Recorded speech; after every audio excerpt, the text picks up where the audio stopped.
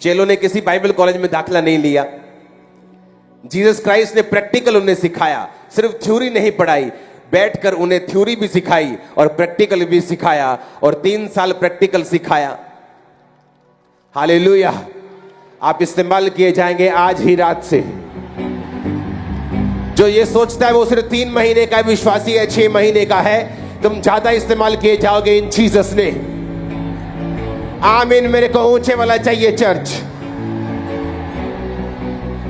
इसलिए पवित्र वचन कहता है ना बल से ना शक्ति से बल्कि उसकी आत्मा के द्वारा।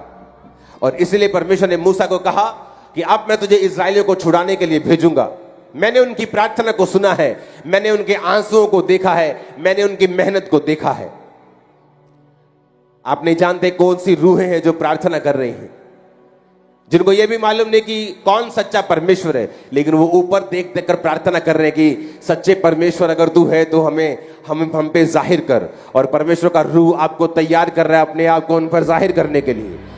आप जाएंगे एक एक कोने में यीशु के नाम में प्रचार करने के लिए, बताने के लिए यीशु मसीह धर्म बदलने नहीं आए, वो जात बदलने नहीं आए, वो जीवन बदलने के लिए आए हैं। Hallelujah, hallelujah. जब परमेश्वर ने आदम को बनाया तो कोई जात बनाई थी उसकी? उसने एक ही आदम बनाया और एक ही हवा को बनाया, और सारी सृष्टि आदम और हवा से रची गई। तो कौन सी जात थी आदम की और हवा की? कोई जात नहीं थी। इसलिए जब आप चर्च में आते हैं, जब आप ऐसे चर्च में एंटर करते हैं जहां पवित्र आत्मा काम करता है, आप देखते हैं वहां कोई जात पात का चक्कर नहीं, क्योंकि परमेश्वर ने बनाया नहीं। कोई भी वॉलंटियर, कोई भी जाति ऊपर जा सकती है, हाँ कहीं भी बैठ सकती है, कुछ भी कर सकती है, क्योंकि जात बाइबल के मुताबिक परमेश्वर ने नहीं बनाई। उसने धर्म को नहीं बनाया, उसने इंसान बनाया। उसने इंसान को धार्मिकता को स्थापित करने के लिए बनाया, संगति करने के लिए बनाया, पवित्र आत्मा से भरने के लिए बनाया।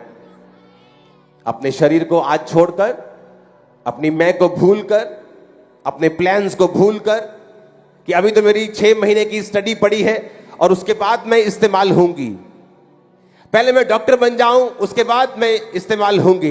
परमेश्वर ने कहा तुम कहते हो कि कटनी होने में भी 4 महीने पड़े हैं, पर देखो आंखें उठाकर दृष्टि देखो, देखो वो पक चुके हैं। आपको आज से इस्तेमाल होना है।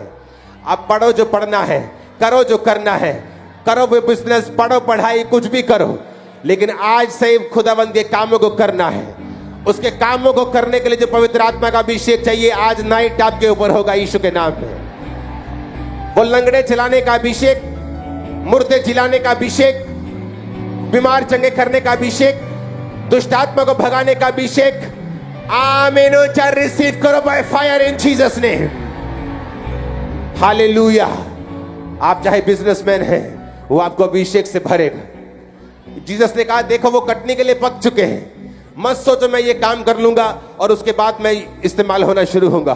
पहले मैं वीजा लगवा लूं, पहले मैं पढ़ाई कर लूं, पहले मैं ये शादी कर लूं, पहले मैं बच्चे को जन्म दे लूं। परमेश्वर ने कहा नहीं, देखो आंखें उठाकर देखो, वो कटने के लिए पक चुके हैं। काटने वाला, परमेश्वर ने क्या कहा? मजदूरी पाता और अनंत जीवन के लिए फल बटोरता, ताकि बोने वाला और काटने वाला दोनों आनंद करें। आपको काटना है और अनंत जीवन के लिए फलों को बटोरना है।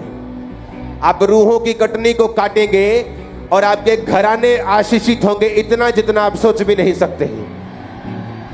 आप नशे करने वालों को बचाएंगे, बीमारों को बचाएंगे, आप कुचले हुओं को छुड़ाएंगे और आप आनंद के सहभागी होंगे इन जीसस ने। लोग सोचते हैं शादी करेंगे तो आनंद आ जाएगा, फिर देखते हैं आनंद जितना था वो भी चला गया।